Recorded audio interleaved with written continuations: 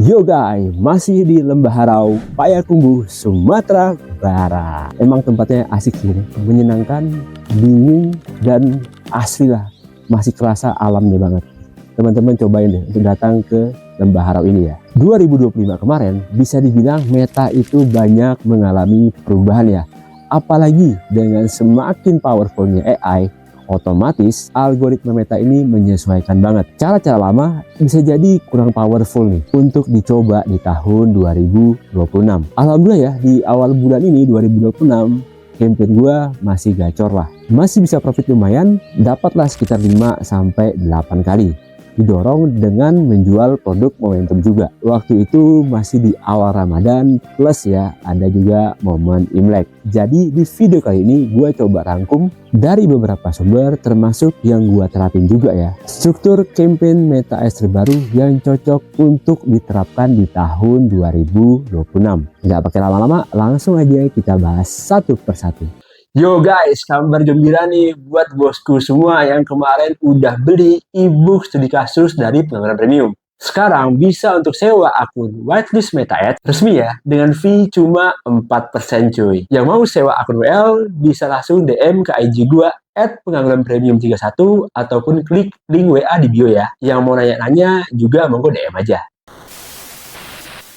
Yang pertama, teman-teman coba aja untuk menggabungkan nih cold and warm audience dalam satu ad set. Karena sekarang fitur suggested audience itu makin powerful dan makin di-apply sama Meta. Biar kalau nanti ad setnya dipisah, campaignnya nggak tumpang tindih. Hal ini sejalan dengan strategi satu campaign dan satu ad set. Anjay, udah kayak slogan partai politik aja ya. Jadi dari Meta sendiri menyarankan ya kita untuk menyederhanakan struktur campaign. Nggak perlu lah bikin banyak-banyak campaign di satu akun iklan. Karena kalau kita ngumpulkan nih ya dalam satu ad set, maka otomatis data Meta untuk belajar itu makin terkonsentrasi. Kalau teman-teman menyebarkan ke 10 ad set, maka Meta akan kesulitan untuk keluar dari learning pace. Kalau datanya dikonsentrasi terkumpul dalam satu ad set, AI Meta bisa lebih mengoptimalkan waktu tayang, frekuensi, dan pemilihan ads yang lebih baik. Harapannya bisa meningkatkan konversi dari iklan kita. Berikutnya ya, tentang interest. Ya, ini termasuk yang sering ditanyakan sama teman-teman. Seperti tadi kita sudah bilang ya, strateginya adalah satu campaign, satu ad set. Nggak perlu lagi kita buat ad set yang berbeda untuk ngetes interest. Mau cobain interest A atau interest B, mana yang lebih berkonversi. Karena seperti teman-teman ketahui lah, Meta ini udah cenderung untuk mengabaikan interest dan akan menayangkan campaign kita atau iklan kita di user yang kemungkinan berkonversi. Bahkan nih kalau teman-teman setup aja locationnya masih bocor kan, misalnya mau tayang di Jakarta tapi ternyata masih dapat klien dari Papua. Bener nggak? Karena emang hampir semua fitur itu hanya sebagai suggested terhadap campaign kita, bukan lagi main factor atau yang menentukan di mana iklan kita tayang.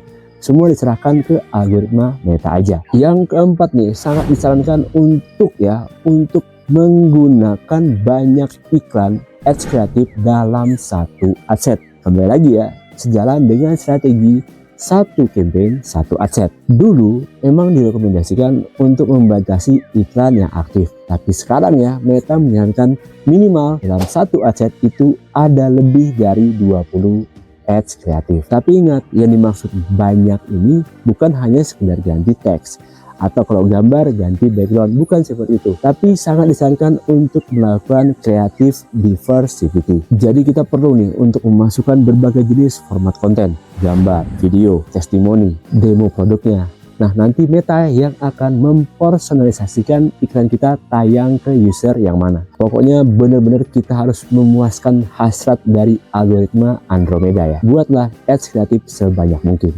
Yang kelima, tentang ngetes ads copy. Sekarang nggak perlu lagi nih membuat ads iklan terpisah hanya untuk ngetes headline. Cukup gunakan text variation ya. Jadi kan kita bisa memasukkan hingga 5 ads copy ya, berupa teks, headline, ataupun deskripsi. Kalau gue pribadi jarang sih mengisi deskripsi karena nggak kelihatan. Nah, di satu ads creative tadi langsung masukin aja 5 variasi ads copy-nya. Ini cara yang lebih rapi dan efisien dibandingkan kita buat ads terpisah tapi hanya membedakan ads copy doang.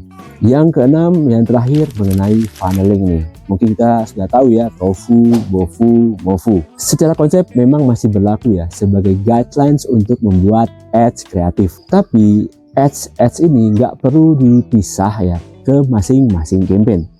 Cukup satukan aja nih. Meta udah cukup smart lah untuk melakukan sequencing secara otomatis. Jadi secara umum algoritma Meta akan menampilkan contohnya iklan yang edukasi, pengenalan produk itu ke user baru. Lalu memberikan iklan yang bermodelkan testimoni ke orang-orang yang udah tertarik dengan iklan kita sebelumnya. Kalau kata Meta sih AI-nya udah cukup lah untuk melakukan sequencing otomatis seperti ini. Sudah bikin produk digital keren, tapi penjualnya masih seret. Teman-teman jangan sampai ketinggalan momentumnya. Alhamdulillah awal tahun pengangguran premium udah bisa nih profit 2 digit dari jualan produk digital. Nah di e-course kali ini gue akan bedah mulai dari konten iklan, landing page berkonversi tinggi, copywriting ads copy, dan tentunya struktur iklan Meta Ads mulai dari fase testing hingga scale up yang sering gue lakukan di campaign Meta Ads gue. Semua bakal dibedah di e-course ini. Yang mau cek metode lengkapnya bisa cek link di deskripsi ya. Yuk maksimalkan penjualan produk digitalmu dengan Meta Ads. Oke, jadi itu ya beberapa struktur campaign yang bisa teman-teman cobain di tahun 2026 ini. Seperti yang sering gue bilang, kita mau nggak mau harus terus beradaptasi dengan perubahan gameplay di Meta Ads. Dan menurut gue sampai sekarang masih cukup ramah pemula dan bisa mendatangkan profit yang lumayan. Mungkin segitu dulu untuk video kali ini. Dari Lembah Harau, Sumatera Barat. See you in next video. Salam pengangguran tapi premium.